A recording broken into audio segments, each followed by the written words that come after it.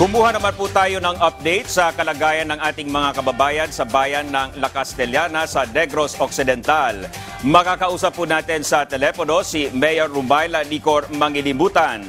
Magandang gabi po, Mayor Rumayla. Si Dominic Almelor po ito ng PTV Ulat Bayan Weekend. Hello, good evening.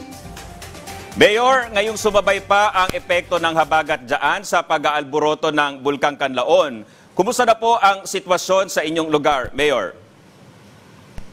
Actually, marami na kaming mga evacuees dahil meron tayong preemptive evacuation doon sa 4-kilometer danger zone sa critical na areas na dadaanan ng lahar, posibleng dadaanan ng lahar, at saka yung mga vulnerables natin from 4 to 6 kilometer danger zone. So, as of 3 p.m., meron tayong 864 families with 2,682 individuals. Mayor, batay po sa inyong obserbasyon dyan sa inyong lugar at sa pagkikipag-coordinate ninyo sa FIVOLCS at sa Office of Civil Defense, sa tingin po ba ninyo ay kailangan ng itaas sa Alert Level 3 ang estado ng Mount Kanlaon, Mayor? Hindi po ako we're just monitoring based on the PhilBox assessment.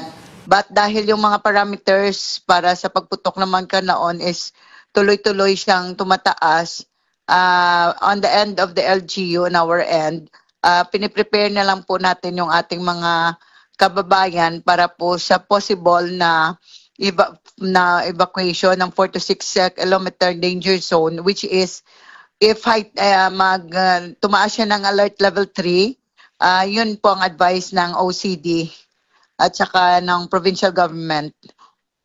Mayor, handa po ba tayo kung mas lalawak pa ang danger zone at mas maraming residente po ang kailangan ninyong ilikas, Mayor? So for now, sa preemptive evacuation natin, yung mga evacuation center natin, which is the school, kasi nga yun na ng aming pinag-aalala dahil kasi maliit lang yung evacuation center ng town ko. So sa mga school tayo nakikipag-usap, sa DepEd sumula tayo, pero with that 4,000 plus, if in case na tumaas ng alert level 3, syempre aminado po tayo na hindi po natin kaya, especially sa manpower at saka yung sa mga gastusin, kasi kami yung nagpapakain sa ating mga nililikas. So alert naman po yung yung OCD, especially meron naman tayong situational report na pinapadala sa kanila at sa yung ating provincial government na nandyan po sila to help us if in case na mag-evacuate yung nasa 4 to 6 kilometer danger zone, which is na-sum up po namin na parang 4,000 plus na individual yung ililikas. Mayor, kamusta po ang monitoring ninyo sa kalusugan ng mga naapektuhan ng pagbuga ng abo ng Bulkang Kanlaon? May mga naitala na po bang respiratory diseases, Mayor? Mga mild lang po kasi namomonitor naman po ng ating Municipal Health Office. At saka meron naman tayong mga gamot at hindi naman ganun kasama yung yung amoy. And almost andito naman sa proper yung mga matatanda at saka yung mga PWD natin. So far, yung manaramdaman lang po ng ating mga kababayan is yung paglindol, tapos yung malakas kasi yung ulan dito, gawa po ng ng bagyo. So mahihirapan po kami na i-monitor yung ng Mount Kanlaon dahil malakas yung ulan. So we're referring na lang po sa ng assessment ng result ng advisory ng FIVOLCS. Pero so far, based on the health problems, hindi naman po ganun kaproblemado pa. Ang problema lang po namin, as what I've said, is yung mga school, syempre, gabi yung ulan, tapos yung basa, at saka yung paglilikas nung sa naiiwan pa, especially meron tayong mga nilikas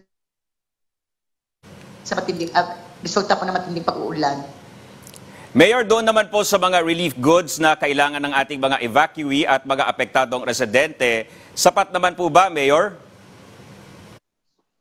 Actually, kung ano yung nasa report po namin, pinapadala naman po ng region. Kasi lang dito po sa akin, yung mga evacuees po natin, nilulutuan po namin sila kasi ang hirap. If meron tayong common kitchen at saka naglalagay po kami ng mga tauhan na nagluluto na lang, kasi marami naman po tayong bigas na na-prep po nung nakaraan, yung mga dinonate sa atin. So, nagluluto na lang po kami ng ulam at siya nagrarasyon po kami per room. Meron po tayong mga camp managers at saka mga volunteers na tumutulong, especially sa pagbibigay po ng pagkain. Mayor, sakali po na magtuloy-tuloy itong epekto ng habagat kasabay ng pag-aalboroto ng Bulkang Kanlaon, ano-ano po yung pinaghahandaan natin mga posibleng senaryo bilang bahagi po ng inyong pre-disaster risk assessment, Mayor? Yung pong pagtuloy-tuloy po yung pinapaseparate ko rin po yung yung mga naglikas dahil sa typhoon, yung sa flood, at saka pinapaseparate ko rin yung affected na Mount Canlaon. Yung isang proposal po ng OCD at saka na pag-usapan din namin with the provincial government na yung mga nililikas po natin, especially the senior citizen, PWD, at saka yung may mga sakit, ililipat na po sa provincial evacuation, which is sa Panaad. Mayor, panghuli na lang po, panawagan po ninyo at babala sa inyong mga nasasakupan, lalo na po doon sa mga magmamatigas na lumikas sakaling magpatupad po kayo ng forced o mandatory evacuation, Mayor. Yung advice ko lang po sa ating mga kababayan dito sa La Casillana that we have to abide the rules at saka kung anong pinatupad ng mga tao natin sa local government unit, especially ngayon na malakas yung ulan. At saka wag po, yung isang pinapaalala ko lagi is wag po silang maniwala doon sa magpo-post ng mga fake news or wrong information to avoid yung mag-panic yung tao, at saka mag-iintay po ng informasyon galing po sa local government unit. At pina-remind po din natin na magdasal at saka makipag-cooperate at saka sumunod sa mga inuutos po ng nakakataas, at saka mag-pray po ng malakas para hindi na po matutuloy yung pag-aalboroto ng Mount Canlaon at the same time with the typhoon. Alright, maraming salamat po, Mayor Rumayla Nicor, mangilibutan ng La Castellana, Negros Occidental.